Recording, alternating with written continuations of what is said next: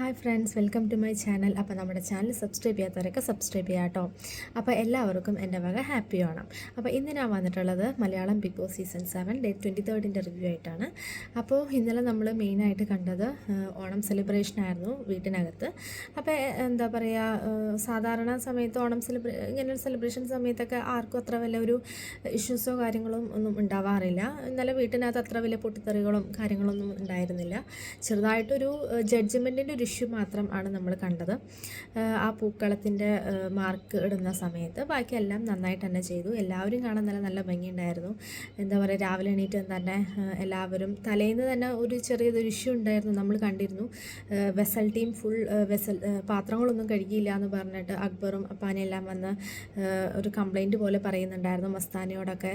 Vessel ടീമിലുള്ള ആൾക്കാരെന്താ ഒന്നും കഴുകാതെ പോയത് എന്നൊക്കെ പറഞ്ഞിട്ട് ചെറിയൊരു ഇഷ്യൂസൊക്കെ ഉണ്ടായിരുന്നു. പക്ഷെ എന്നാലും രാത്രി അത് ആരോ വന്നെല്ലാം കഴുകിയൊക്കെ കഴിഞ്ഞതിന് ശേഷം പിന്നെ രാവിലെ ഫ്രഷായിട്ട് ഈ പറഞ്ഞ പോലെ എല്ലാവരും വന്ന് എന്താ പറയുക, ഓണം എത്തനിക് വെയറും എല്ലാം എന്താ പറയുക എല്ലാവരും കാണാൻ നല്ല ഭംഗിയുണ്ടായിരുന്നു. അത് കഴിഞ്ഞിട്ട് ആദ്യം തന്നെ ബിഗ് ബോസ് കൊടുത്ത ടാസ്ക് പൂക്കള മത്സരമായിരുന്നു. അതിൽ അനീഷ്, എനിക്ക് തോന്നുന്നു അനീഷിൻ്റെ ആ ഒരു ജഡ്ജ്മെൻ്റ് ആയിരിക്കാം. അനീഷ് അതേപോലെ ശൈത്യം ചെറുതായിട്ടൊരു ഇഷ്യൂ ഉണ്ടായിരുന്നു പൂക്കളത്തിൻ്റെ മാർക്കിനെ കുറിച്ചിട്ട്. എന്നാലും അവസാനം അത് ഭൂരിപക്ഷം എന്നുള്ളതിൽ മാർക്ക് അങ്ങനെ എന്താ പറയുക ശൈത്യയുടെ ടീമിൽ തന്നെ കിട്ടിയത്.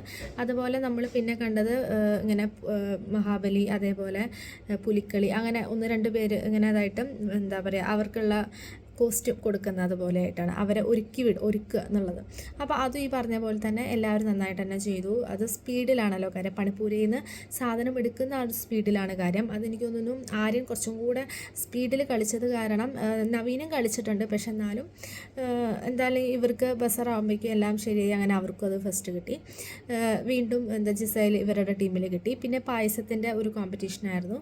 പായസം ഏറ്റവും നന്നായി ഉണ്ടാക്കുന്ന ടീം, അതിലും എനിക്ക് തോന്നുന്നു ഇവരുടെ ടീമിനെ കിട്ടിയത്. പക്ഷേ അനുമോൾക്ക് ചെറുതായിട്ടൊരു ഇതുണ്ടായിരുന്നു അതിനകത്ത്. കാരണം പ്രൈസ് ഇവർക്കാന്ന് പറഞ്ഞപ്പോൾ തന്നെ അനുമോളുടെ ഒരു ഫേഷ്യൽ എക്സ്പ്രഷൻ ക്യാമറ നമുക്ക് കാട്ടി തന്നിരുന്നു. അതത്ര അങ്ങോട്ട് ആൾക്ക് ഇഷ്ടപ്പെട്ടില്ല തോന്നുന്നു. പിന്നെ ആരുടെ ഒരാളുടെ പായസം അടി പിടിച്ചിട്ടുണ്ടെന്ന് പറഞ്ഞിരുന്നു. മേ ബി അത് അവരുടെ ആയിരിക്കാം.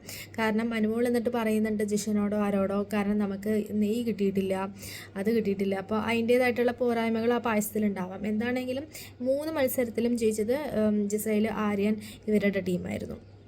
ശൈത്യ ഇവരുടെ ഒക്കെ ഒരു ടീമായിരുന്നു. എന്തായാലും നന്നായി അടിപൊളി കോമ്പറ്റീഷനും എല്ലാം തീർന്നു. പിന്നെ അത് കഴിഞ്ഞിട്ട് ഇവർക്കുള്ള പണിപ്പുര ഒരു ടാസ്ക് ഉണ്ടായിരുന്നു. പിന്നെ ഇവർക്കുള്ള ലഞ്ച്, അതും ഈ പറഞ്ഞ പോലെ കുറേ കറികളൊക്കെ ആയിട്ട് നല്ലൊരു ഓണസദ്യ തന്നെ ഇവർക്ക് കൊടുത്തു. പിന്നെ നമ്മൾ കണ്ടത് പണിപ്പുര ടാസ്ക്കാണ്. പണിപ്പുര ടാസ്ക് ഈ പറഞ്ഞ പോലെ വേൾഡ് കാർഡ് എൻട്രീസ് എല്ലാവരും കൂടെ പോയി ഇവർക്കുള്ള പണിയും കൊണ്ട് വരുന്നതാണ്. അതിനകത്ത് മെയിൻ കിട്ടിയ പണി അനീഷിനാണ്. വലിയൊരു പണി എന്ന് പറഞ്ഞാൽ ഇനി സീസൺ തീരുന്നതിൽ മൊത്തം നോമിനേറ്റ് ചെയ്യാൻ പറ്റില്ല എന്നുള്ളതിൽ. അപ്പോൾ എനിക്ക് അത് ചിലപ്പോൾ ഈ പറഞ്ഞ പോലെ തന്നെ അത് നല്ല ഒരു നോമിനേഷൻ എന്നുള്ളത് എല്ലാവരുടെയും ഒരു ഇതാണ്. അപ്പോൾ എന്താ പറയുക, ചിലപ്പോൾ ഒരാളുടെ ഒരു നോമിനേഷൻ അത് അത്ര നല്ല ഒരു ഇതായിട്ട് എനിക്ക് തോന്നിയില്ല. കാരണം ഓരോരുത്തർക്കും ഓരോ ഒപ്പീനിയനാണ്. നമ്മൾ മെയിൻലി കളിക്കുന്നത് എന്താ പറയുക, ഇപ്പോൾ ഈ ആഴ്ച കളിക്കുന്നത് അടുത്ത ആഴ്ച ആരെ നോമിനേറ്റ് ചെയ്യുന്ന ഉദ്ദേശത്തോടു കൂടിയായിരിക്കും ഓരോരുത്തരുടെ മൈൻഡ് സെറ്റിൽ വെച്ചിട്ടുണ്ടാവുക. അപ്പോൾ അത് ആ ഒരു പവർ എടുത്തു പോയി എന്ന് പറയുമ്പോൾ തന്നെ നമ്മുടെ വലിയൊരു പവറാണ് അവിടെ പോകുന്നത് നോമിനേറ്റിംഗ്. കാരണം എനിക്ക് തോന്നുന്നു ജയിൽ ടാസ്കിലാണെങ്കിലും മേ ബി ചിലപ്പോൾ ക്യാപ്റ്റൻസിയിലാണെങ്കിലും ഒന്നും ചിലപ്പോൾ നോമിനേറ്റ് ചെയ്യാൻ ആ പവർ യൂസ് ചെയ്യാൻ പറ്റുമോ എന്നുള്ളത് എനിക്കറിയില്ല.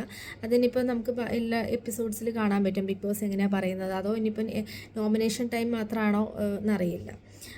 കാരണം നോമിനേറ്റിംഗ് എന്ന് പറയുമ്പോൾ ഇതും വരും അതിനകത്ത്, ജയിൽ നോമിനേഷനും വരും ക്യാപ്റ്റൻസിയും വരും. ഇതും അതിൽ ഇൻക്ലൂഡഡ് ആണോ എന്നുള്ളതാണ് എനിക്ക് പേഴ്സണലി എനിക്കൊരു ഡൗട്ടുള്ള കാര്യം.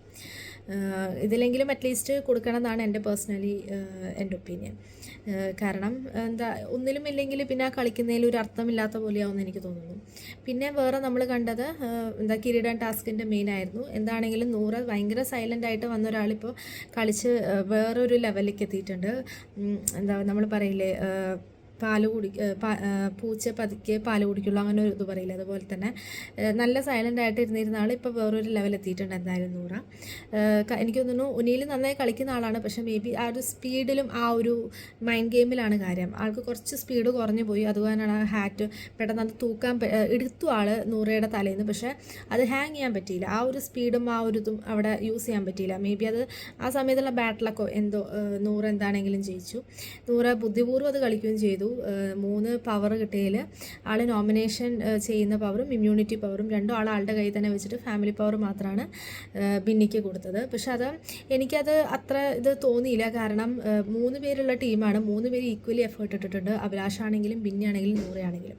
ബിന്നിക്ക് ഓൾറെഡി ഫാമിലി ഇത് പവർ കൊടുത്തു എങ്കിലും അഭിലാഷിന് ഏതെങ്കിലും ഒരു പവർ കൊടുക്കണമായിരുന്നു. കാരണം 3 പേരേ ഉള്ളൂ ആ ടീമിൽ. അപ്പോൾ അത് എനിക്ക് അത്രയ്ക്ക് അങ്ങോട്ട് എനിക്ക് പേഴ്സണലി അതൊരു എന്താ പറയുക ഇതായ പോലെ തോന്നിയില്ല, അത്ര നല്ലതായി തോന്നിയില്ല. കാരണം ആൾക്ക് എന്തെങ്കിലും ഒന്ന് കൊടുക്കണമായിരുന്നു. ആളും കൂടെ അത്ര എഫേർട്ട് എടുത്തിട്ടാണ് നൂറയുടെ തലേന്ന് ആ തുപ്പി സേവ് ചെയ്യാനും എല്ലാം പറ്റിയത്. എല്ലാ ഗെയിമിലും അവരും ഒപ്പം നിന്നിട്ടുണ്ട്. അപ്പോൾ അത് മറക്കാൻ പാടില്ലായിരുന്നു.